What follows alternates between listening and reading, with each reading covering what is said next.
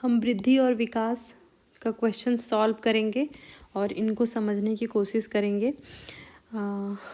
पहला क्वेश्चन है, कौन सा कथन सही है? तो सही इसमें जो है देखते हैं कि ये परिपक्वता में अभ्यास का महत्व होता है। ऐसा नहीं है, मैच्योरिटी जो है एक शारीरिक क्रिया है, ये इसका सही कथन है, क्योंकि जीवन पर्यंत मैच्योरिटी नहीं चलती। एक समय के जैसे किसी का अगर जैसे होता है ना कि 90% किशोरावस्था तक बालक का विकास जो होता है 90% के आसपास हो चुका, जितना एक सीमा तक होना होता उतना हो जाता। उसी तरीके से मृत्यु पर्यंत नहीं चलता रहता, एक समय के बाद मैच्योर परिपक्वता आ जाती है, उसके बाद फिर वहाँ से उसका आगे कोई भी परिपक्वता नहीं होती है। परिपक्वता में केवल मात्रात्मक बदलाव सम्मिलित होता है, ऐसा नहीं है। परिपक्वता सिर्फ मात्रात्मक नहीं होती, गुणात्मक भी होती है। देखा जाए तो इसका एक्सप्लेनेशन में ये लिखता है कि परिपक्वता का संबंध शरीर के विभिन्न अंगों के विकास से है, जो व्यवहार के परिवर्तन के रूप में वंश परंपरा के कारण होता है। अतः परिपक्वन एक शारीरिक क्रिया है। ये कोई आंसर सही। परिपक्वता का संबंध किससे? विकास से संबंधित है। मानव विकास क्या है? गुणात्मक और मात्रात्मक दोनों तरीके से होता है विकास, जबकि जीवन पर्यंत चलने वाला बहुयामी प्रक्रिया है। विकास प्रायः सामान्य से विशिष्ट और सरल से जटिल की ओर बढ़ता है। विकासात्मक परिवर्तन मात्रात्मक और गुणात्मक दोनों तरीके से होता है। विकास जो होता है सामान्य से विशिष्ट की ओर होता है, ये तो सही है। फिर 5वां क्वेश्चन कहता है कि सत्य नहीं है, पूछ रहा है सीखना व्यवहार परिवर्तन की एक प्रक्रिया है, वृद्धि एक जैविक प्रक्रिया है। ये देखो, सीखना जो होता है व्यवहार परिवर्तन की क्रिया एक सही है, वृद्धि एक जैविक प्रक्रिया ये भी सही है, और विकास एक मात्रात्मक प्रक्रिया। मात्रात्मक ही नहीं, सिर्फ इस गुणात्मक भी, सिर्फ एक मात्रात्मक नहीं, मात्रात्मक कह सकते हैं लेकिन एक मात्रात्मक नहीं है बल्कि गुणात्मक भी है। शिक्षा एक लक्ष्य उन्मुख, यही वाला गलत है। मानव आयु के साथ होने वाले परिमाणात्मक परिवर्तनों के साथ ही गुणात्मक परिवर्तन भी होते रहते हैं। विकास की गति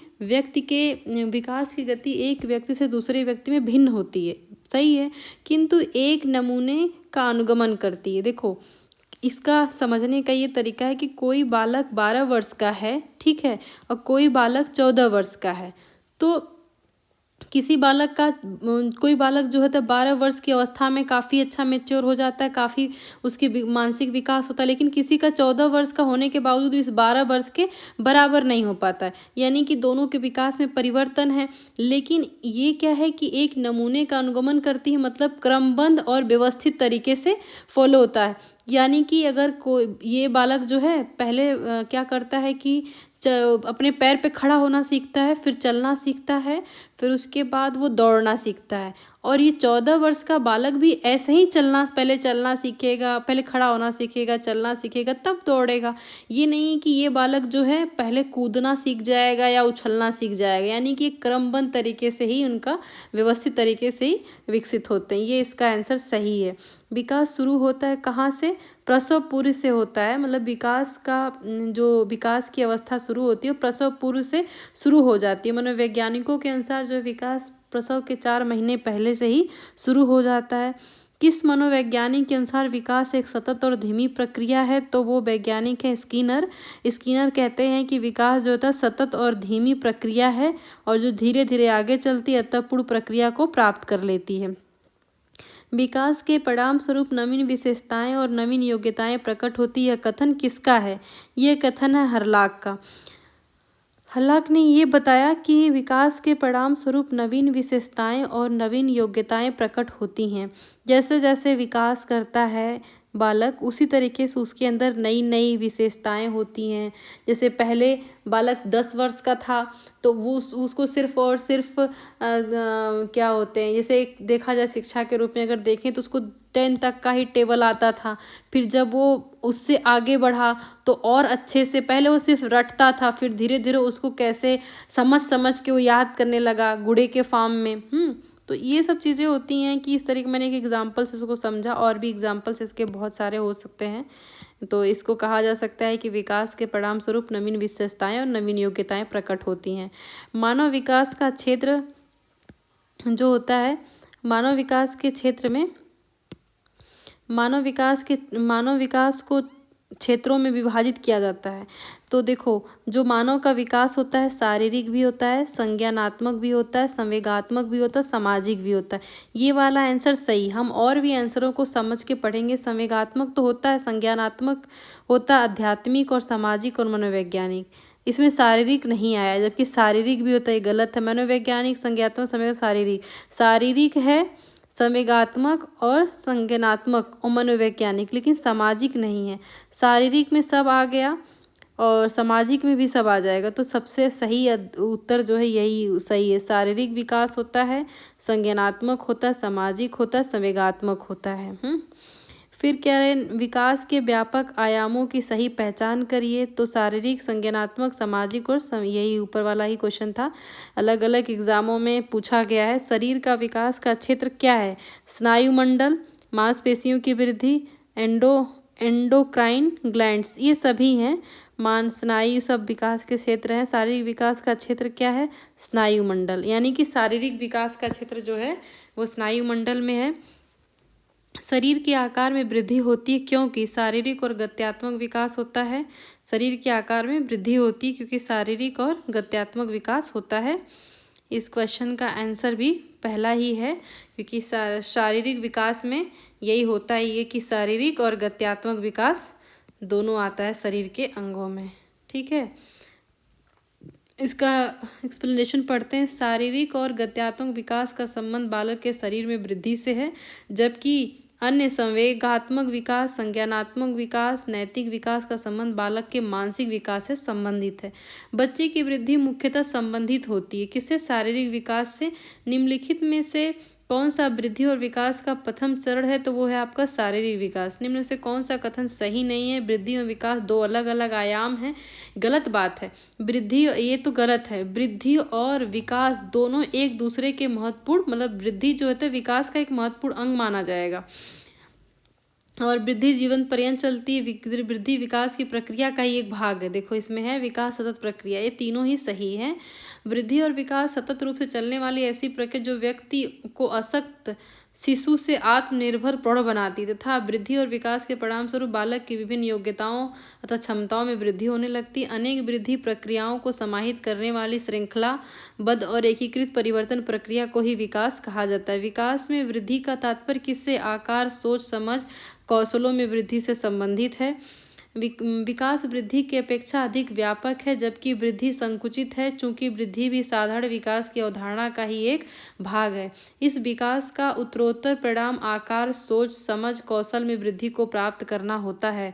शारीरिक वृद्धि और विकास को क्या कहते हैं? अभिवृद्धि कहा जाता है। बाल विकास की परिभाषा का अध्ययन क्षेत्र है जो किसी बच्चे के संज्ञानात्मक, सामाजिक और दूसरे सामर्थ्यों के क्रमिक विकास के लिए उत्तरदायी होगा। यही बाल विकास का सबसे उचित आंसर अध्ययन के लिए हो कि बाल विकास में होने वाले क्रमिक परिवर्तन को बाल विकास कहते हैं। बालक के विकास में होने वाले क्रमिक परिवर्तन को बाल विकास का अध्ययन क्षेत्र बच्चे के संज्ञानात्मक, सामाजिक, नैतिक और क्रमिक विकास के लिए उत्तरदायी है। बाल मनोविज्ञान के अनुसार शिक्षा के क्षेत्र में मुख्य स्थान कौन सा है? बालक का है। बाल मनोविज्ञान के अनुसार शिक्षा के क्षेत्र में बालक का मुख्य स्थान है। मनोवैज्ञानिकों का शिक्षा के क्षेत्र में सबसे बड़ा योगदान बाल केंद्रित शिक्षा है। निम्नलिखित में से कौन सा विकास सिद्धांत है? विकास का सिद्धांत है तो सभी की विकास दर समान नहीं होती है। सभी की विकास दर समान नहीं होती है, तो सही इसका सिद्धांत बता रहा है। विकास दर समान नहीं होती है क्योंकि शारीरिक, संवेगात्मक, मानसिक, सामाजिक कारकों इस पर प्रभाव डालता है। हाँ, अलग अलग परवरिश का अलग अलग भी प्रभाव पड़ता रहता है। वृद्धि एवं विकास का मुख्य सिद्धांत क्या है? तो इसमें तत्परता का नियम नहीं, एकता का नियम, व्यक्तिगत अंतर का सिद्धांत है। व्यक्तिगत अंतर का सिद्धांत ही वृद्धि और विकास का मुख्य सिद्धांत है। और फिर कह रहा है कि विकास कभी न समाप्त होने वाली प्रक्रिया है। यह कथन किसके द्वारा है? तो निरंतरता के सिद्धांत से संबंधित है, जो न समाप्त होने वाली प्रक्रिया है। निम्नलिखित में से कौन सा शारीरिक विकास का एक प्रमुख नियम है? तो वो है द्रुतगामी विकास का नियम। द्रुतगामी विकास का नियम शारीरिक विकास का एक प्रमुख नियम है। बाल्यावस्था में बच्चों का शारीरिक विकास अत्यंत तीव्र गति से होता है। ये तो सही है। निम्नलिखित में से कौन सा वृद्धि और विकास के सिद्धांत से संबंधित नहीं है? तो वो है वर्गीकरण का सिद्धांत। ये नई निरंतरता, समन्वय, व्यक्तिगतता का सिद्धांत जो है वर्गीकरण वृद्धि और विकास से संबंधित है, जबकि ये नहीं है। इनमें से कौन सा कथन विकास का सिद्धांत नहीं है? तो विकास संशोधन योग्य होता है, विकास केवल संस्कृति से शासित और निर्धारित होता है, विकास जीवित पर्यंत होता है, विकास वंशानुक्रम और पर्यावरण दोनों से प्रभावित। देखो, विकास संशोधन होता है, सही बात है। पहले हमने कुछ और सीखा, और जैसे कि पहले हमने कुछ और सीखा, उसको छोड़ करके दूसरा कुछ सीख रहे हैं, या उसको उस पहले ये सीखा था अब कुछ और सीख रहे हैं, या उसमें कुछ संशोधन कर दे रहे हैं केवल संस्कृति से। गलत बात है। शासित तो होता है लेकिन केवल संस्कृति से ऐसा नहीं, जीवन पर्यंत चलता, सही है। ये दोनों, ये वाला ही गलत है। और फिर उसके बाद कह रहा है कि सिद्धांत नहीं है। फिर जीवन पर्यंत विकास परिवर्त्य है, सही है। विकास अनुशासनिकता पर्यावरण दोनों के द्वारा प्रभावित, सही है। विकास सार्वभौमिक और सांस्कृतिक संदर्भ में इसे प्रभावित नहीं करते, ऐसा कुछ नहीं है, दोनों प्रभावित करते हैं। विकास का सिद्धांत सभी की विकास दर समान नहीं होती, ये बात तो सही, बिल्कुल सही। विकास हमेशा रेखीय होता है। अच्छा, ये विकास का सिद्धांत ये तो सही है। विकास हमेशा रेखीय, ऐसा नहीं, बहुमुखी होता है। निरंतर चलने वाली प्रक्रिया नहीं, निरंतर चलने वाली प्रक्रिया है विकास। सभी प्रक्रियाएं अंतः संबंधित होती नहीं, संबंधित होती, जबकि इसमें लिखा है नहीं। बच्चे के विकास के सिद्धांत को समझना शिक्षक की सहायता करता है। शिक्षार्थी को क्यों पढ़ाना चाहिए, यह औचित्य स्थापित करने में, शिक्षार्थी को भिन्न अधिगम शैलियों को प्रभावी रूप से संशोधित करने में, बच्चे के विकास के सिद्धांत को समझना शिक्षक की सहायता करता है। कि ये तो बिल्कुल सही बात है। सामाजिक स्तर सब पहचानने की ज़रूरत नहीं होती, मेन यही ज़रूरत होती है कि बच्चे की भिन्न अधिगम शैलियों को प्रभावी रूप से संबोधित करने में शिक्षक को पहचानना चाहिए। बच्चे के विकास के शीर्षस्थ सिद्धांत के अनुसार निम्न में से कौन सा कथन सही है?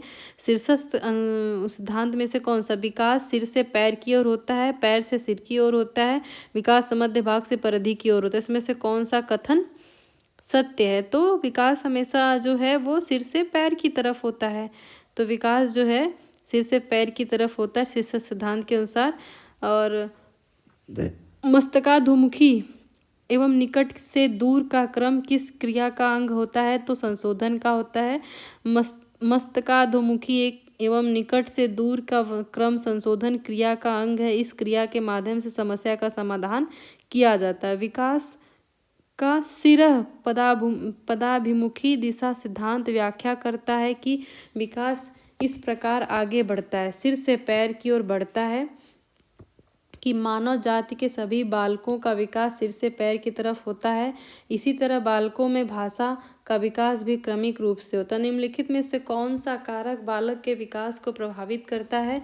तो अंतःस्रावी ग्रंथियां, पौष्टिक भोजन, रोग और चोट, उपयुक्त सभी। विकास बालक के विकास को प्रभावित करने वाला कुछ मुख्य कारक वातावरण, अंतःस्रावी ग्रंथियां, पीयूष ग्रंथि, पीनियल ग्रंथि, थायराइड, एड्रिनल एग्नासेस, पैराथायराइड, थाइमस और जननांग ग्रंथि। रोग, चोट, पारिवारिक स्थिति, वंशानुक्रम, पौष्टिक भोजन, यौन विभेद, ये सब जो होता है सब कुछ उसको प्रभावित करता है।